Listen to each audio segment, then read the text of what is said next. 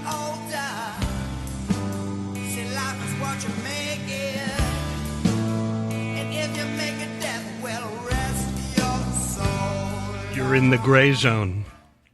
Season 2, Episode 3 of listener-supported podcasting from here in the crow's nest of the HMS Bounty at the historic Gaylord Hotel in Koreatown, USA.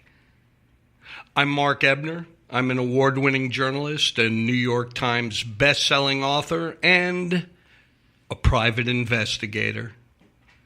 Dr. David Robinson, nice to see you. Good to see you as well. How was your 420? Not too bad. Like any other day. I like to spend a nice quiet 420 at home contemplating. Mm-hmm. Wow.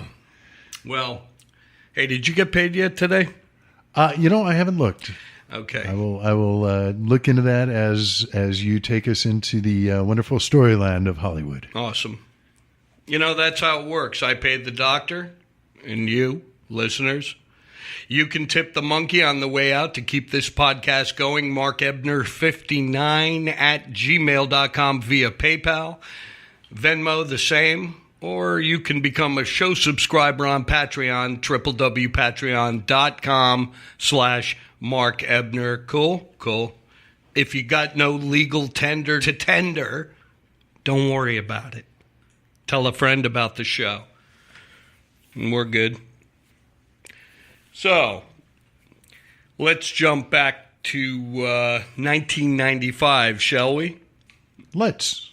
All right. I'm about a year out of a multi-year relationship with, at the time, the love of my life, screenwriter Kate Lanier.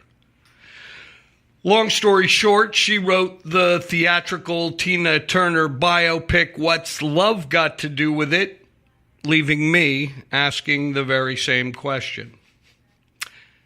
2 rescue pit bulls, Roxy and Poor Boy, and 1 nervous breakdown later, I'm ensconced with said pit bulls in a converted garage on the corner of Broadway and Electric, where the debris meets the sea. Venice Beach, California. I've been cutting my teeth, digging deep into the Hollywood flip side from here in the broken heart of the scandal universe, and I flipped on my television and walked into a tabloid war between some woman alleging abuse and oozing scorn at one dustbin former leading man, Jan Michael Vincent. Remember him, Doctor? Airwolf in the 80s. He was the highest paid TV actor at the time. He was pulling down $200,000 an episode for Airwolf. Wow. I don't know. I prefer to remember him as playing with Charles Bronson in The Mechanic. I remember his shocking frontal nudity in Buster and Billy. Big Wednesday. That, by the way, Big Wednesday, that's a movie certainly personal to both the director, John Milius, and his star, Jan Michael Vincent. I mean, I think the man's a surfer at heart. When they trot him out, he's still alive, by the way, probably into his 70s now, but they actually have Big Wednesday conventions in Australia, and they ship him out there. And, you're kidding me. Yeah, and they do that heartbreaking Where Are They Now interview. When I think of Jan Michael Vincent today hobbling around on a peg leg, he lost one of his legs to an arterial problem. First, my hat is off to him for living so goddamn long. And, I'll never forget something he said to me when I found him somewhere deep down in Orange County in the sweltering summer of '95. He said to me, I'm an old actor. I'll be 50 in July. And if I had done 3 films and died like James Dean, I'd be a legend today. I had to go and do 70. Anyway, back to the summer of '95. An Actor's Life for Me. Spy Magazine. July-August issue 1995. Jan Michael Vincent is dying. Somewhere between his Airwolf and Winds of War TV salad days and this, his last liquid supper, the quote-unquote old actor has come undone. He's broken, wallowing in the pit of incomprehensible demoralization that, given any other profession, would have been dug only by him. But in this case, Hollywood and the machinery forever driving it has played a big hand as an architect of this man's adversity. The only difference between him and so many alcoholic sots who came before is that by nature of his celebrity, he is doing it in the gleeful, accusatory face of the public.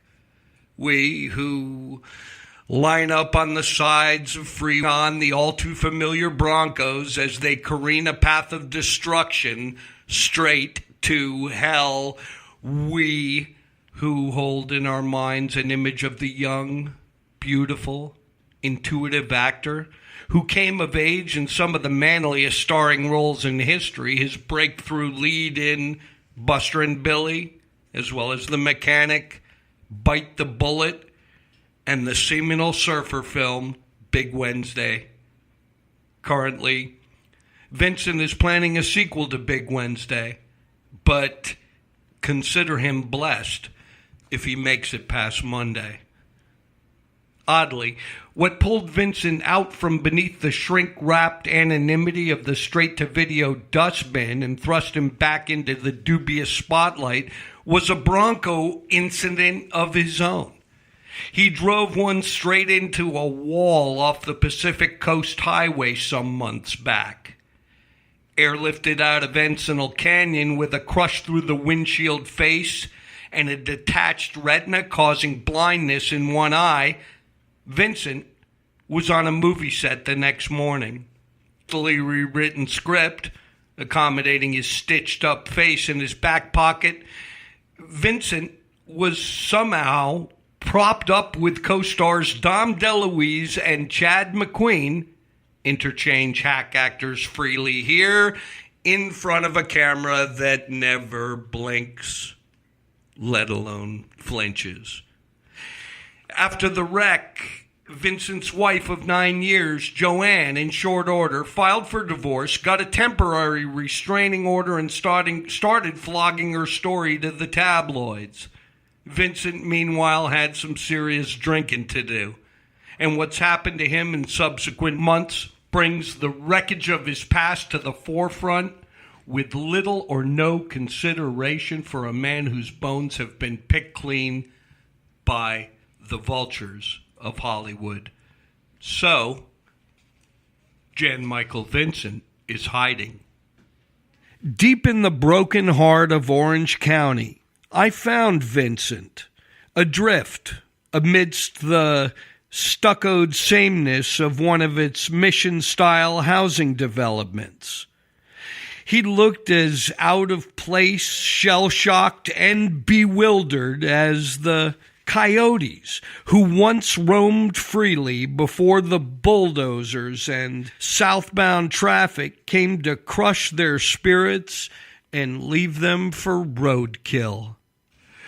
With childhood friend Karen Thompson ushering him through the faux saloon doors of a prefab bar in a far-from-country club, Vincent strides in, bolt upright, the sweet smell of mouthwash barely masking the pre-interview bracer down just moments before. The first thing he wants to do is minimize his alcoholism. No harm in ordering a beer. And recall an actual period of sobriety. I used to drink and do blow and everything, he boasts.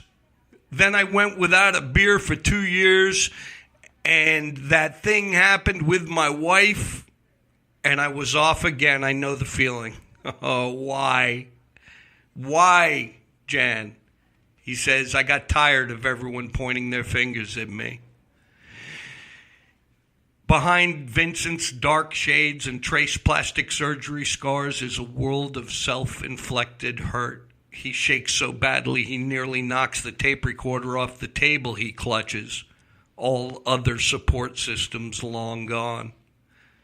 But humility somehow prevails as he reflects on his career. Well, I guess I've been pumping out films, he acknowledges with a shrug. I'm a journeyman actor. This is no way for a grown man to make a living, you know? He laughs. I'd be a lot better off if I was Jesus, a carpenter or a fisherman. That is what I do best. Clearly, he is in need of a Messiah. As he speaks, a man sapped of spirit yet brimming with emotion unravels, clutching a pint and a crushed pack of Camel Straights as useless props. No cameras here. No one-take wonder, as Vincent has become known, is even present. I could have turned Airwolf into something more than I did, but it wasn't what I was used to doing. I was used to working 3 to 6 weeks on films. On TV, you work 26 hours a day, and then you go to a different crew and start all over again. Ever hear that Disney song from Pinocchio? Jan Michael Vincent sings to me. An actor's life for me, tweedly-diddly-dee. An actor's life is fun, tweedly-diddly-dum. You can wear your hair in a pompadour and ride around in a coach for 4 and drop on by at the candy store. An actor's life for me. I ask him if he ever felt like he's in a bad way and can't stop. More than that, is he aware that Hollywood wouldn't stop him? That, in fact, they'd prop him up in front of a camera even if he was unconscious, like so many Belushis who came before him? Oh, yeah, he answers. But you see, I'm tougher than that. Enter the misleading lady, 32-year-old Cheryl Ann Thompson Chafullo, a.k.a. the tabloidish Lisa Marie. She sits smugly in a dirty bathrobe in a by-the-week Malibu motel room bed, armed with an inconsequential dirty laundry list of character-assassinating paperwork and a story so rehearsed that she can even cry on cue. A chubby actress with a career highlighted by a single episode of Matlock. Chafullo flaunts a far heftier resume of 63 celebrities she's dated. Since she ran away from home at 15 with the bass player from Steppenwolf, she claims to have gone out with everyone in the has-been directory, including, and this is just a partial list, Tony Curtis, David Cassidy, Billy Idol, John Peters, Gregory Harrison, Frank Stallone, Mark Lost in Space Goddard, Michael Mod Squad Cole, and somebody named Aldo Nova. Back in 1981, during a brief encounter at the 20th Century Fox commissary, she set her single-minded sights on Jan Michael Vincent.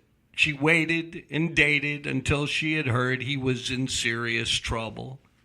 It took her exactly 1 day of checking with the Screen Actors Guild and this and that to find Vincent, where he was convalescing at the home of his longtime friend Bob Jennings. Prior to that, I was doing fine, she says. It doesn't take much to make me happy, materially. Interesting, because it seems that not only did Chafullo find Vincent, but in her research, she believes she found proof that, quote, he has a boat that is paid off with no liens on it worth $250,000. You see, Chafullo is suing the destitute actor for $5 million in a now active lawsuit involving assault, battery, and violent beating, which resulted in, among other things,